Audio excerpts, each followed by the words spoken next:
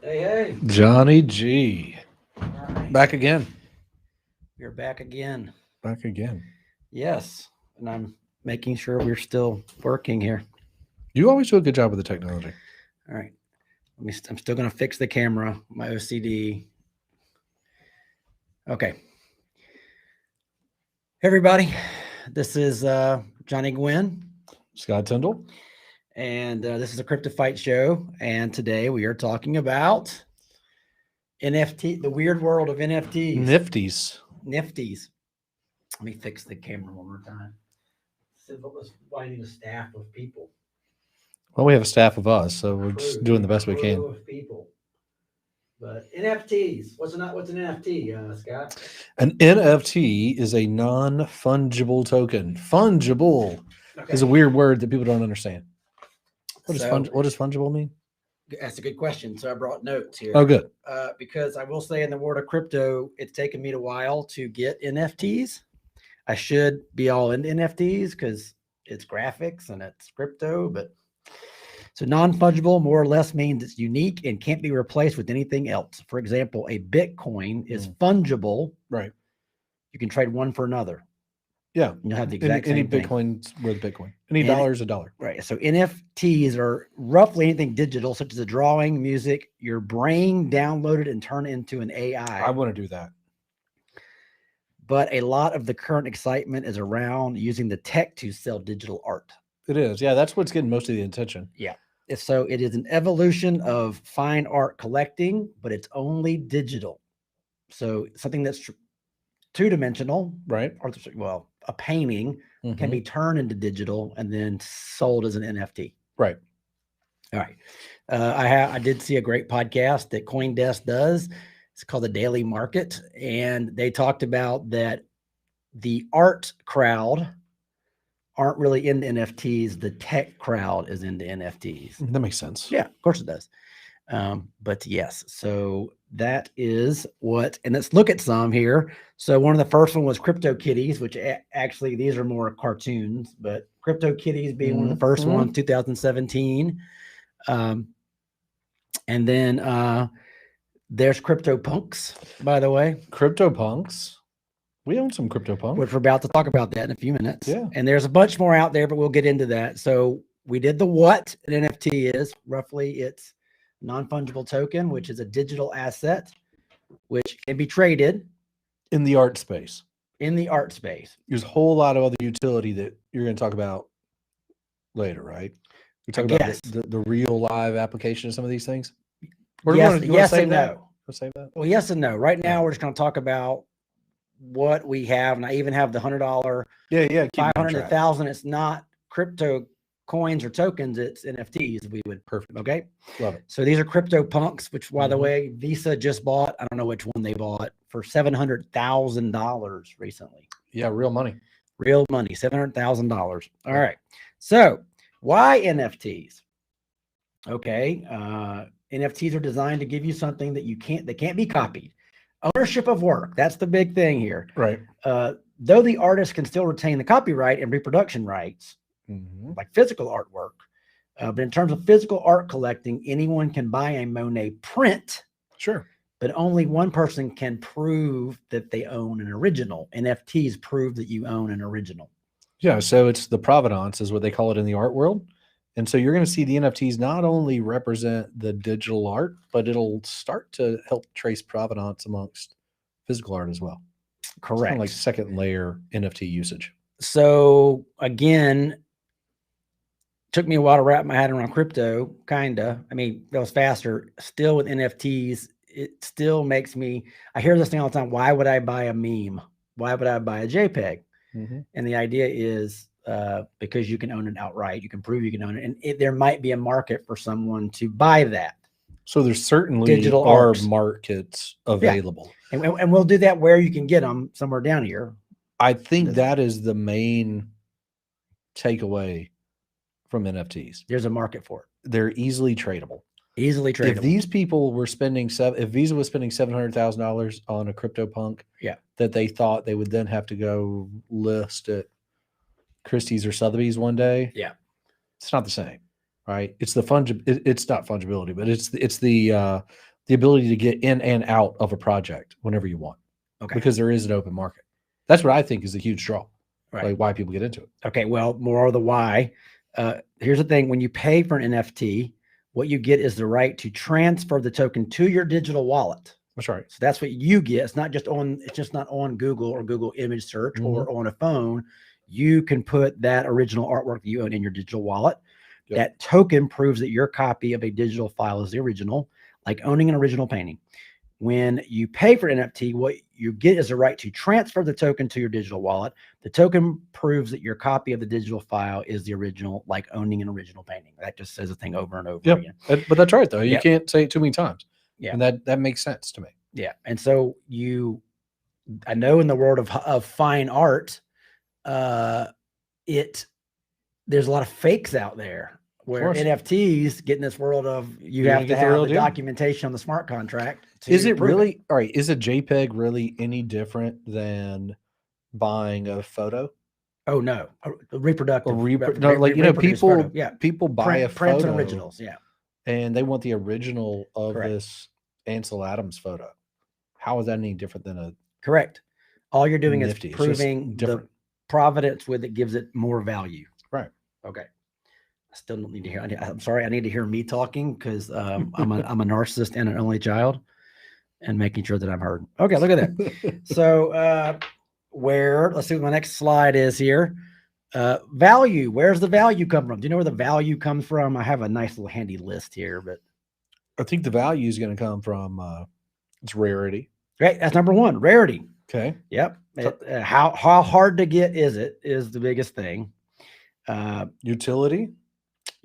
Number two, look at you, man. The utility of an NFT comes from its real application in either physical or digital worlds. For example, some NFTs are more than just collectibles since they can be used in games and smart contracts. Yeah. Well, I remember the first time this is like probably 2010 or 2011. NFT was not even a word, I'm guessing. Someone I know plays World of Warcraft, which is a digital realm, right? Which is I'm familiar with a video game. Millions of people across the world play this thing. And they hid, the game builders hid some like magic sword. There's like 4 or 5 of them in the realm. And if someone found it, you could like Easter egg. Yeah. And also it made you where you could use it in the game to like wipe out whole villages and stuff. Like a cheat code. So people were offering to buy those digital swords. Right. And they would go to eBay, sell it to someone in the game in real life, and their avatars would meet in the game and exchange the sword when that person got $5,000 in Bitcoin or whatever. So hence when someone says, why in the world would you buy spend $5,000 for a bunch of pixels? Well, because somebody thinks that video game is very important and they don't want to spend the time looking for it. They want to buy it now. That's right. So that's the first time I ever heard about a digital asset that was a commodity. Makes sense. Okay. So they do the same thing with some of these games where you can get like new skins or like new uniforms. Correct. Or, yeah. A lot of them are in-game Hair purchases. color, yeah, t-shirts. You have to be in-game purchases. Yeah. You can get an NFT, and as the value of the in-game purchases goes up, the value of your NFT should go up. Correct. Yeah. Theory. So let's see here. As the community of a decentralized games players grow, more than willing to pay top dollar for a unique card. Well, a lot of them also, it's gamification. You come in late to a game, you need to pay money to go up to like 10 levels. To catch up. Right, to catch up. To make it fun. The third thing for value is tangibility. Okay. NFTs are tethered to real world objects. This is what's pretty cool, which gives value in terms of tangibility backed by the ownership. So what it is say that you really love, right now we're not going to do music, but we'll just do a visual artist. Okay. A visual artist that you like sells an NFT.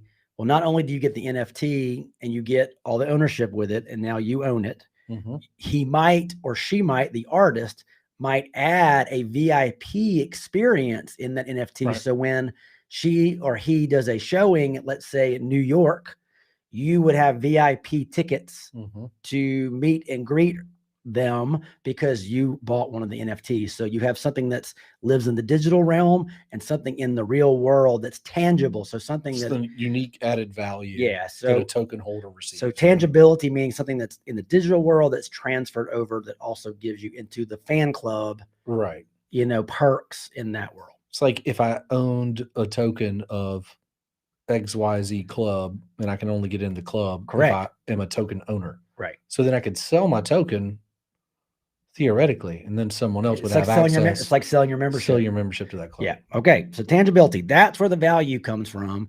And people trade these things because there's a market for it. All right. So $100. $100. If we had $100, which we're going to talk about something that Scott and I did this week, actually with NFTs for less than $100, we did Rally Road. We did. And Rally Road offered a fractional ownership of a CryptoPunk. I don't know if this is the one we did or not. No, our guy is not him. Okay. Our guy has glasses. Our guy has glasses. Well, this guy's got glasses too. Our guy, hold on. So Rally Road sells fractional ownership of many things. Like it could be baseball cards. It could be like LeBron James shoes. A meteorite. A meteorite. We've talked about the Declaration of Independence. Declaration of Independence. I invested in. And so, you know, these CryptoPunks are anywhere from $500,000 to $800,000. Of course, I can't afford one of those, but what we can buy is a single share.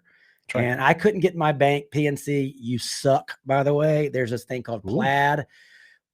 Plaid is pretty much a well-known payment system on top of a lot of websites that allow you to connect your bank to crypto exchange really cool. or PayPal or whatever, right?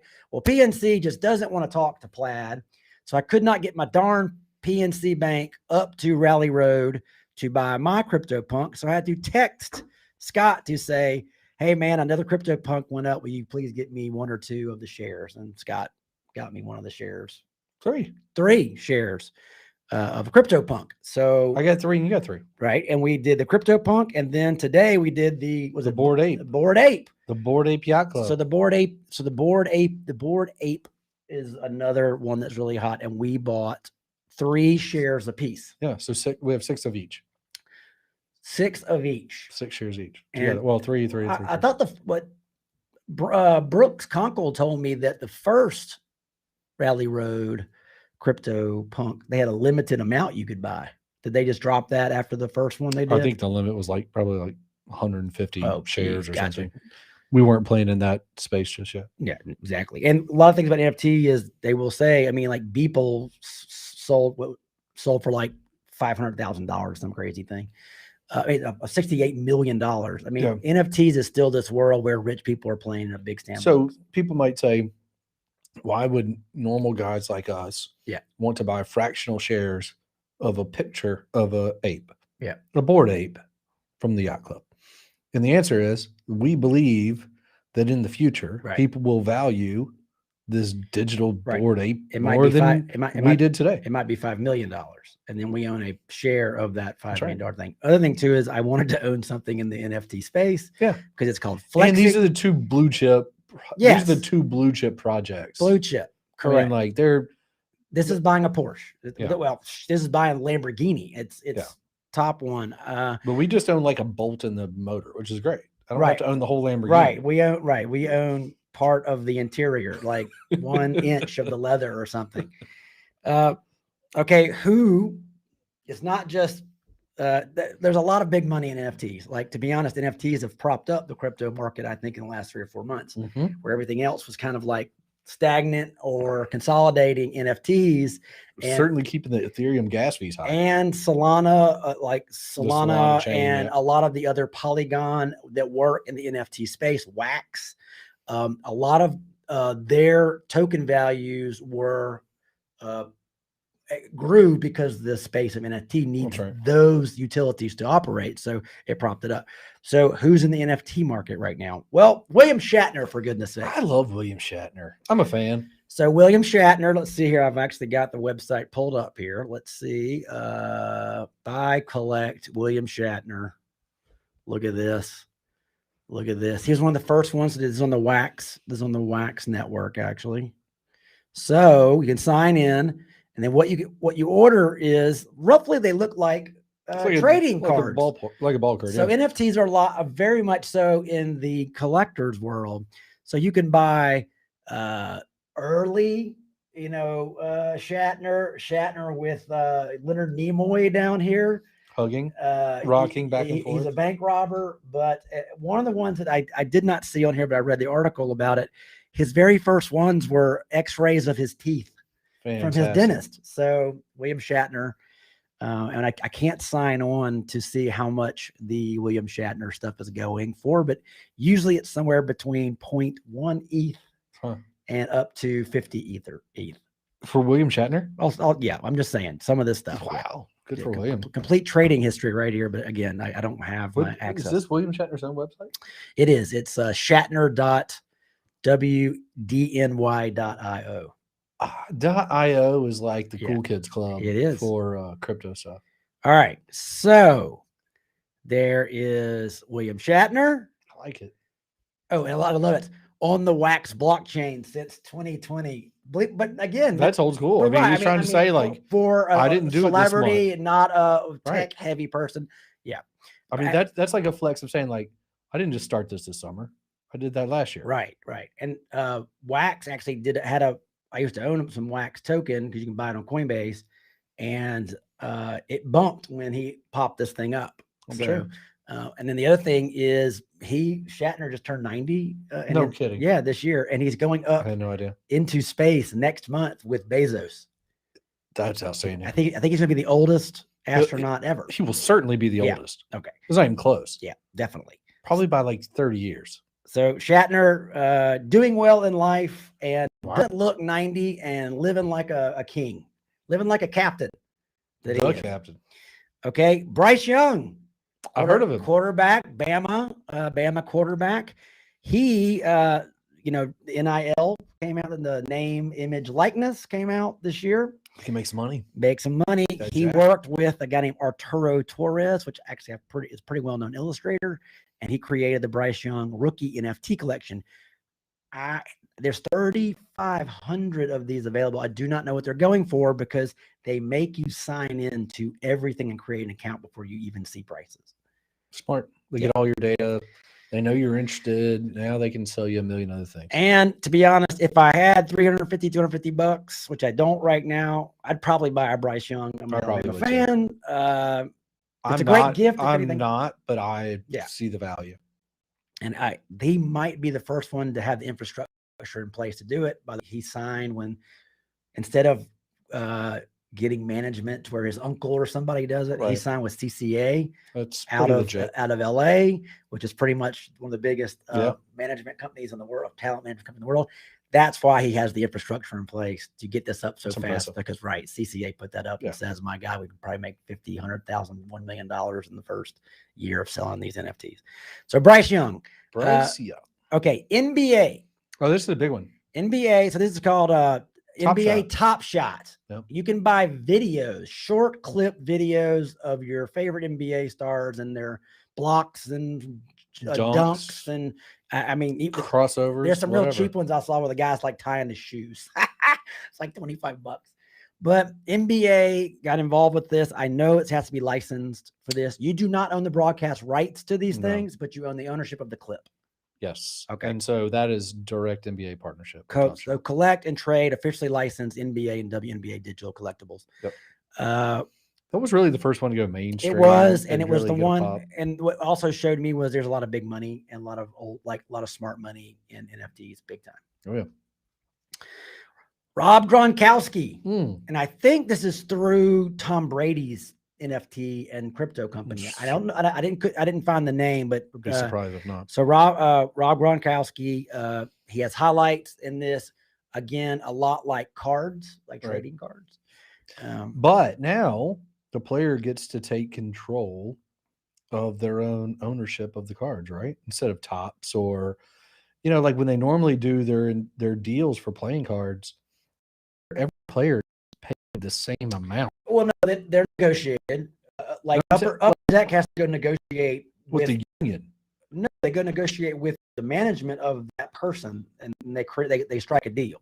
I think the union does. Upper Deck, when I did work for Upper Deck, and they pinned a very big deal with Tiger Woods, and they did that individually. They did that with Kobe Bryant. Now, maybe the players union, like NBA, I don't know if it's like profit sharing or some weird thing. You would know more about that. But the idea is like, you don't need to worry. You're right, but you don't need to go through a third, again, decentralizing the collectibles I guess that's market. what I was saying. You get to go direct. You don't have to go to Tops. You don't have to go to Fleer. You don't have to. There's not some, by the way, they aren't. You can probably make more money than their company's worth. You yourself. I do know this. Tops lost their baseball rights deal with Major League Baseball. They could not bid enough to win. Right. They probably had some like handshake deal for like 75 years. Yeah, like I think it was like FanDuel or FanGraphs or somebody. DraftKings has gotten it big. So one of them got the deal instead of Tops.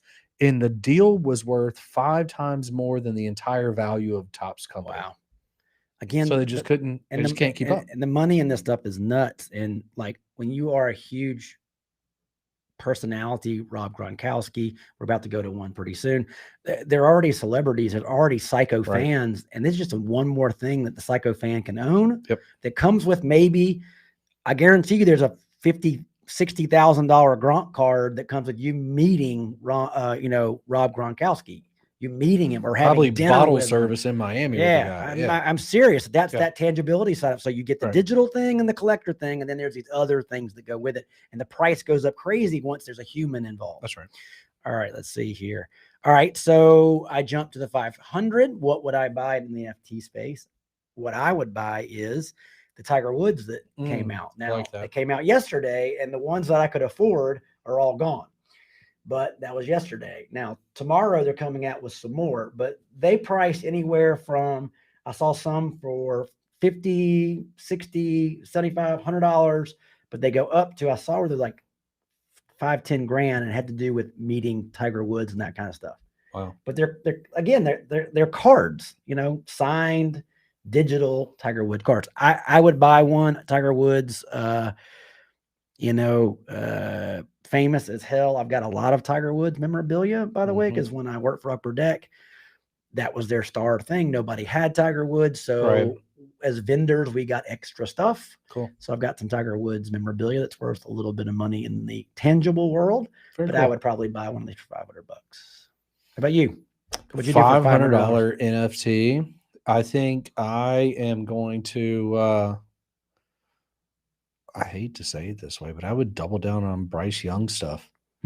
Two NFTs. Yeah. Like but if he's the first college guy to do it, that's why it's that's what I'm saying is this young man has so many opportunities ahead of him to make his NFTs more valuable. Yeah. So if you're a part of the very first collection, because he's gonna release more collections. Correct. Right. And the way he's playing, he's not going to actually lose his spot. So he's not going to Bo Nix himself. It's not likely to happen. All right. So my $500, and this comes from an Auburn guy, but that's okay. Gotcha. I see the opportunity.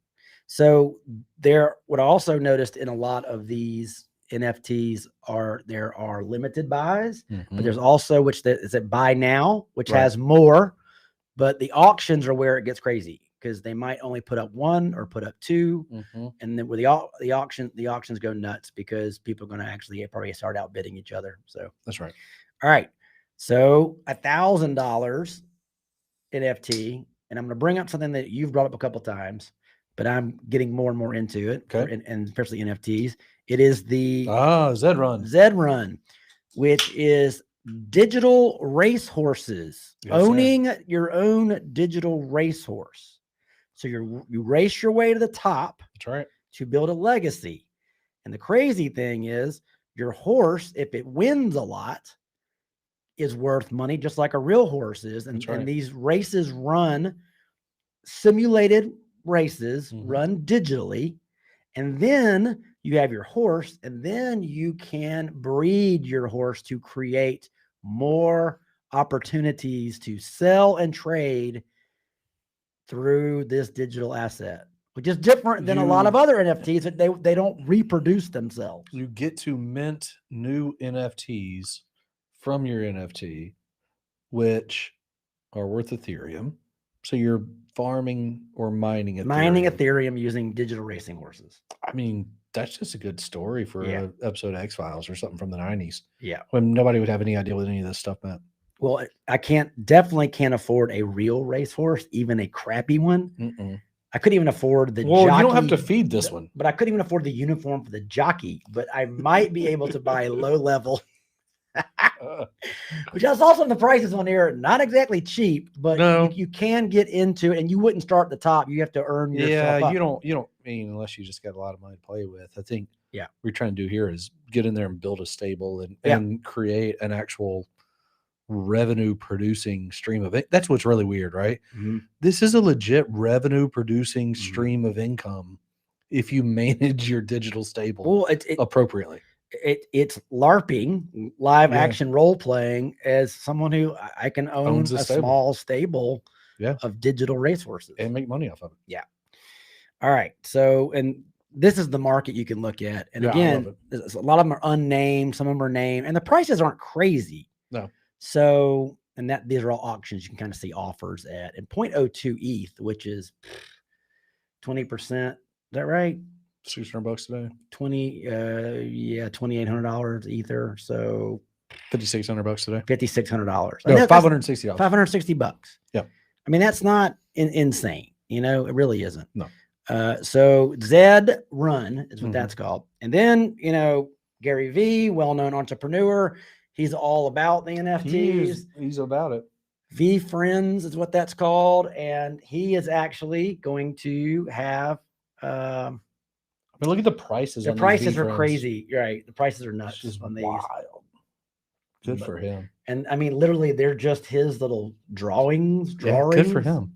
It's the access thing though with Gary. It's Gary V. It's right, and I guarantee it's, you know, you buy my spontaneous seahorse, and maybe again you have dinner or drinks or a wine tasting class with Gary V. You know what we know? You're going to get the Gary V that you see on the internet. Same guy. So just as authentic. And then he has a thing that he's been Gary V has been tweeting about a lot, which is Christie's. October 1st, they're going to auction off 5 of these, and I guarantee he's probably like baited the field for his rich friends to dump. Oh, they're going to go $1 million each. Yeah. There's no question. Yeah. So V Friends, you know, that's Gary V and his Christie's auction. That's the 5 that they're actually doing right there. You're Gonna Die Fly, which is, look how tiny that is. And then the Gratitude Gorilla. One's called the Empathetic Elephant. I know that. So that was, I blew through this too fast. No, it wasn't too fast. It was good. People want that. So the NFT world, it is, I think it's phenomenal. I think it's fascinating. I have some news I can't drop yet, but I will be doing an NFT collection soon. It's just moving slower than I want it to because the person I want to work with is very busy, and it's not really smart to the art style that I want is very difficult for me. Okay. And so if I went to Fiverr and had a Fiverr person do it, it makes it complicated that it's commissioned work and I'm not the artist, or our consortium or our syndicate is not the artist. So that artist has rights to that art, even though I commissioned him. And so I didn't want to do it that way because it gets tricky. Seems reasonable. It does. And I'm part of the idea of doing a NFT collection because I'm not sure they're going to end up selling for $700,000, but I wanted to get in the space to know how it works. So the idea is do it right.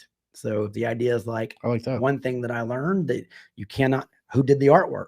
You know, say someone wants to come to me for me to help them with their collection. Yep. How would you get it to market? What would you do?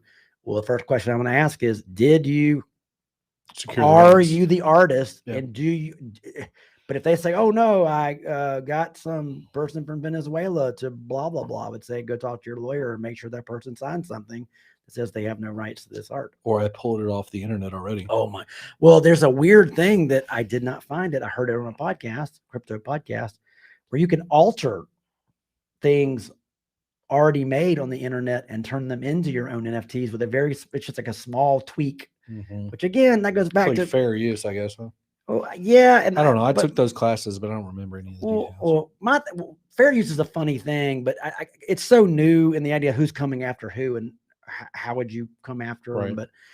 But most of the NFTs I've seen are like fractal like art and stuff, and it's Right. like I can't say I've been wowed by the art form, but I am wowed by the art market, Yeah. like how the technology is and how it plays off the idea of like what I love is music, like bands, right? I was going to say that's one thing we didn't get into, but I Yeah. wanted you to explain it to me because you're so much more familiar with the music, the environment and the business behind it. Okay. How this is going to really impact bands and music. Okay, so there's no more money in the world for a lot of bands anymore because, well, first of all, there's no money. No one buys CDs. I mean, you can't give away a CD. People expect music to be free over the last 10 years in the Apple Music. Okay. iTunes, when it went from 99 cents as a single to 32 cents on Amazon Music. And the way it got to was people just assumed that all their music's going to be free. So a lot of bands cannot sell their masterpiece albums anymore. Okay. Now there's a group of people that can sell vinyl, but very expensive to produce. It's very tricky. Spotify, there's only like 13,000 artists on Spotify that make $50,000 a year on their music. And that sounds like a lot. 13,000. There's probably 2 million artists on Spotify. So it's a very small amount of people that make money on these streaming services. I mean, I think a million streams, okay, is $3,000 to $5,000 is what you'd get on a million. That's a lot. I mean, that's big bands. I mean, even like a regional band that does well rarely does a million downloads a month kind of thing. I got a token. Yeah. It's a token where people align themselves into streaming a certain band for like a week. Yeah. Get a million people Spotify stream like one band for a week. Spotify did this weird thing where they got around all that stuff. Like they found ways people were gaming the system and they changed it. So hey, look, you see where I was going with that, though? Yeah, well, it's almost like it'd be like a music token. It's like a hedge fund. Yeah, and everybody would agree. Yeah, right. So you rotate it's like a coin pump. Yeah, and like those coin pumps. So people say, "Hey, buy KSC at 725, and then buy it at 757." And then they're all doing it all at once, and it pumps, and then you dump it. So, yes, but Spotify has some weird algorithms they figured out. Of course they do. Okay, so music. These are people who've made something, and music is all digital now. These are artists. So they can now sell an unwritten or unreleased music, unreleased song, or they can sell a whole album where you have the ownership to the album, all things they give you. And like Kings of Leon did this. Okay. And there were different levels. I think it was $50 for just the digital art and the digital music. Right. But as it went up, so I think the higher it got, you had front row seats at their first concert. You had a meet and greet with the band. You had who I think would kill, but his crowd is too old? Jimmy Buffett. Parrot heads will buy anything. But this is the thing that I'm coming to. NFTs are still, we know a lot about it. And people hear it. It's still hard for people to understand how to get them, how to trade them, what's a wallet. Right. I mean, you ask somebody who's never done user crypto, experience has to get easy. And it will, because it's like anything else. I'm sure using a credit card was a pain in the butt when you first had to do it, and it got super easy. Remember they used to put it down and like slide it? Yeah. Yeah. What was that? And the whole thing is like, how could they even prove you had money in that account? They couldn't. Yeah. It's like taking checks. We couldn't, when I was in a band, we started taking credit cards on the very early machines that I bought, one of the machines that you could do it, but it didn't read accounts. It just read the transaction. Then you went home, you got done from your gig, you went to the hotel room, you plugged it in to the internet, and it would settle up. And you'd always have 2 or 3 that were like not wanting to pay. It was like, this card doesn't even exist. It's like somebody trying to close out their tab that you had no idea if it works or not. So bad. I'm sitting there going, good Lord, how many bands got killed? We would figure at least if we sold 20 things, 2 of them were going to be bunk ass. Just bunk, no credit. But then, of course, it's gotten easier and easier to do credit cards now. But yeah, so fans can invest in a band's career. That it's not That's just cool. buying Yeah. a record. It's the idea of like, I really believe in this band. And then you can invest in them. So, like, let's say, there's this band that's coming up and they have an NFT. Yep. I guess I'm speculating there, right? I'm going to invest You're here because I speculating, think correct. this band, I believe, and if But not, I don't care anyway because I want to support them you anyway. own everything this band's ever put out. Well, this is one more thing you don't own, so you got to have it. If Grayson Caps had NFTs, I'd be like the guy that's like, there you go, buying the Grayson Caps NFT just because. Well, if you own everything else, that's one more thing again. And then, okay, then you. Grayson Caps probably does not know what an NFT is. Probably not. His wife probably does. She probably does. Yeah. You can give fans exclusive perks. That's that tangibility thing again. Great incentive for people to buy your NFT and hold on to their NFTs is when they pass on to the next buyer, the NFT is resold in the aftermarket, so value to it there. But the artist also makes money on the sell. That's right. To the second the residuals. person, and then third person there's making residuals. I think you might too. I can't remember how that works. It's all about how the smart contract is written. I know. Correct. And then you have the potential to make more profit. Again, if you buy same thing was concert tickets. Well, one of the things that was articles I was reading was like how bands can use NFTs even at like the garage band level. And it was create NFT of songs you can sell, create digital tickets for your shows and make the tickets NFTs for like $5 or $10. Well, the idea is if that band becomes somebody and you bought this song for 0.0001 ETH, well, hell, maybe at some point it's a top 25 song and it might be worth something 10 grand. You don't know. So that's pretty cool. It's very cool. Okay.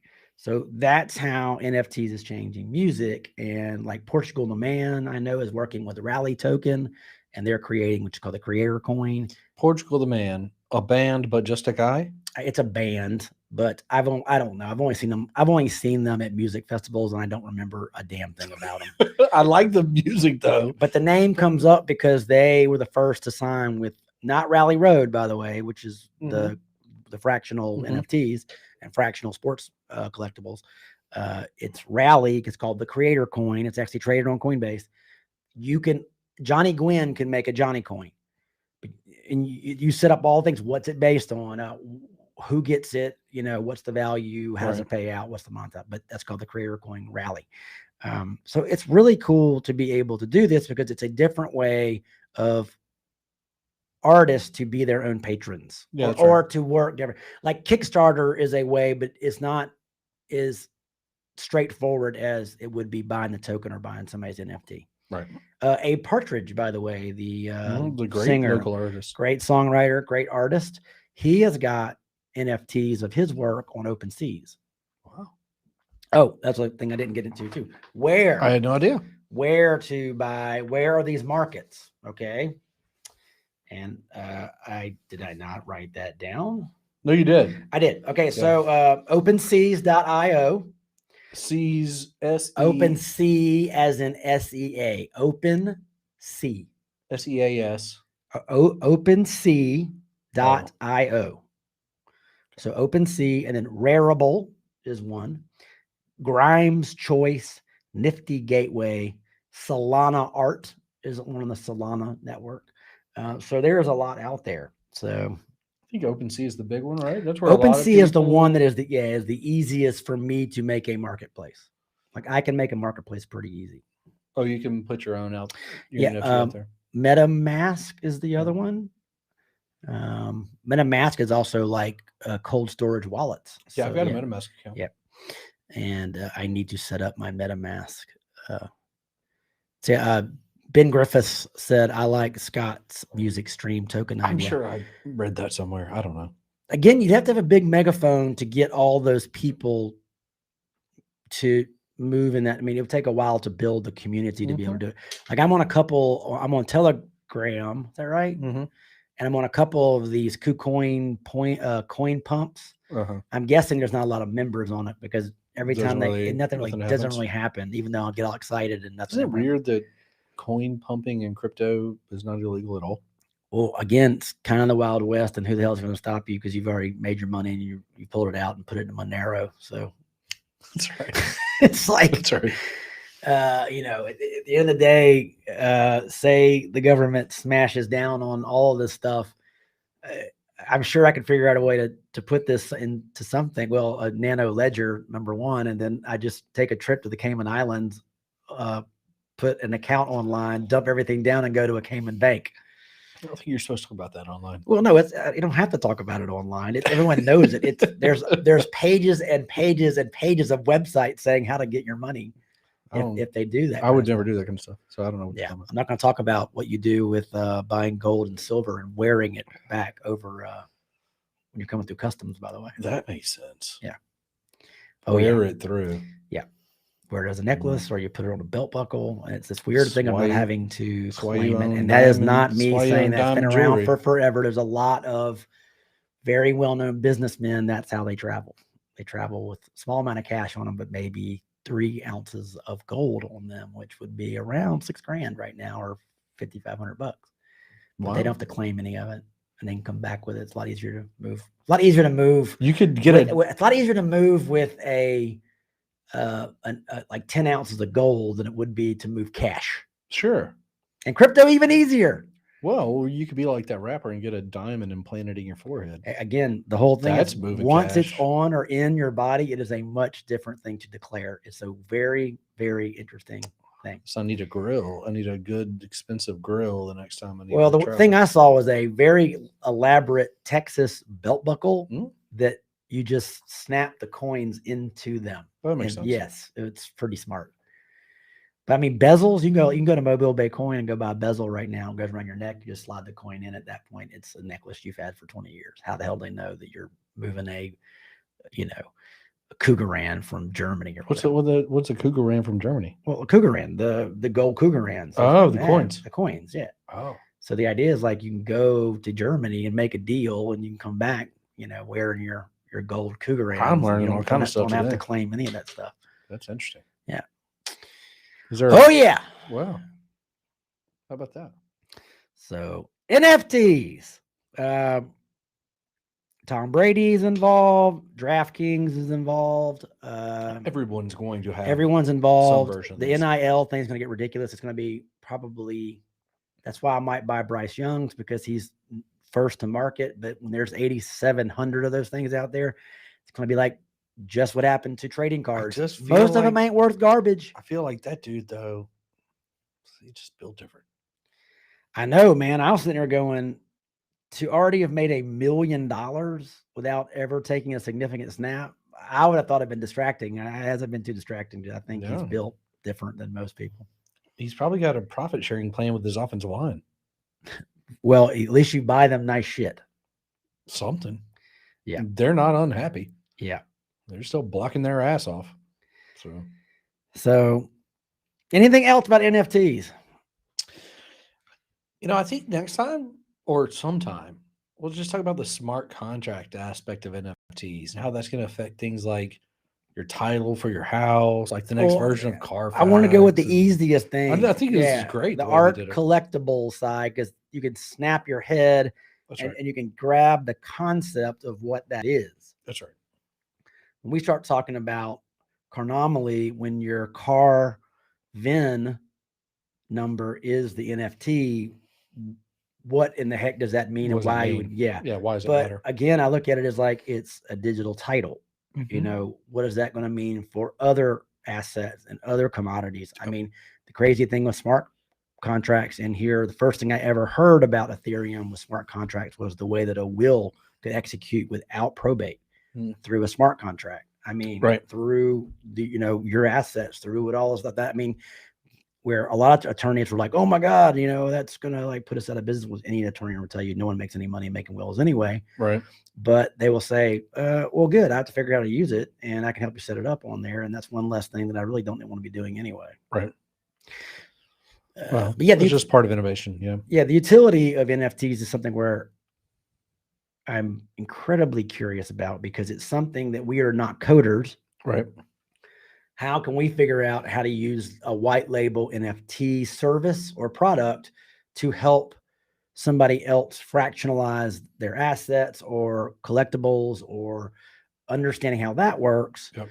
is going to come, because again, I go back saying, if I would have gotten to a DeLorean, like Back to the Future, gone back in time to talk to 1995 Johnny Gwynn, and would have told 1995 Johnny Gwynn that the internet's going to be so easy to use by 2015, 2020, that every 8 people will have their own market e-commerce site, I'd have gone, oh, that's crazy. There's no way. Right.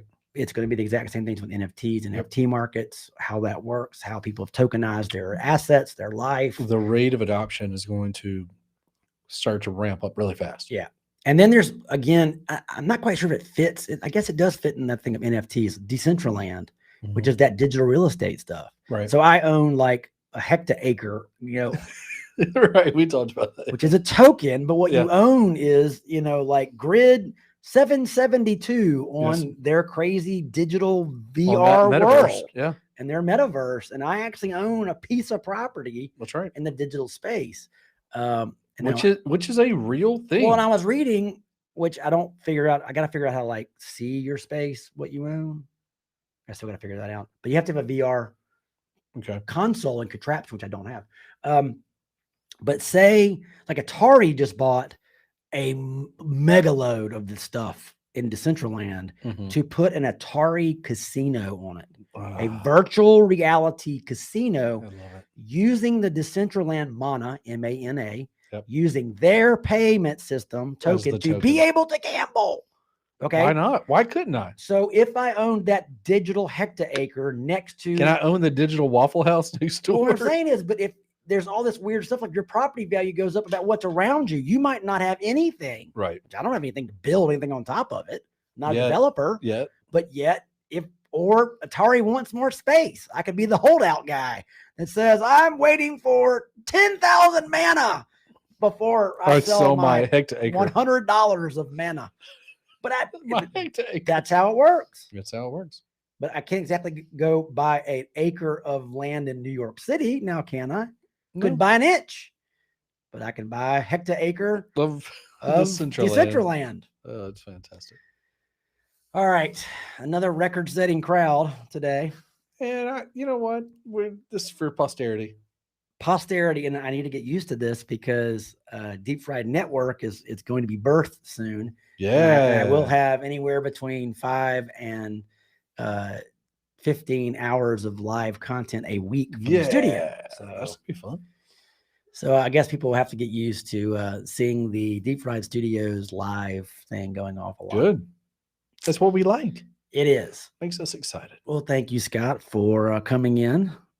This is always fun. I forgot to drink beer, by the way. I forgot to get my beer. It's all right. I think next week next show, we either talk about metaverse or talk about smart contracts. I mean, metaverse is way more interesting than smart contracts. Smart contracts terribly boring. What if we put a smart contract minute in all this show where we can bring up one or two things? That sounds good. Because with NFTs, it's very wide open and it's a very visual space where, you get into the nuts and bolts of some of this stuff. I think the metaverse sounds way more fun. And that's also, I don't want to, it's hard explaining blockchain. I'm taking this like small class right now. We're doing like these 20-minute, 30-minute videos of blockchain technology. Right. Woo, it's hard to get through. I mean, it's not that I don't understand it. It's just thick. It's you gotta get in the weeds. It's not. It's the. I wasn't excited in the world of like biology when it was like, this is how cells work, right? But I like this thing it makes. Sure. I'm more interested in the thing it makes, not the building blocks of it, which is kind of dumb but smart. But I am doing the blockchain thing because I want to understand when I am doing the OpenSea marketplace and I'm doing NFTs, I'm understanding not only what the market does, but what is all the stuff under the hood that makes me understand the how the hamster on the wheel is working. Matters. All right.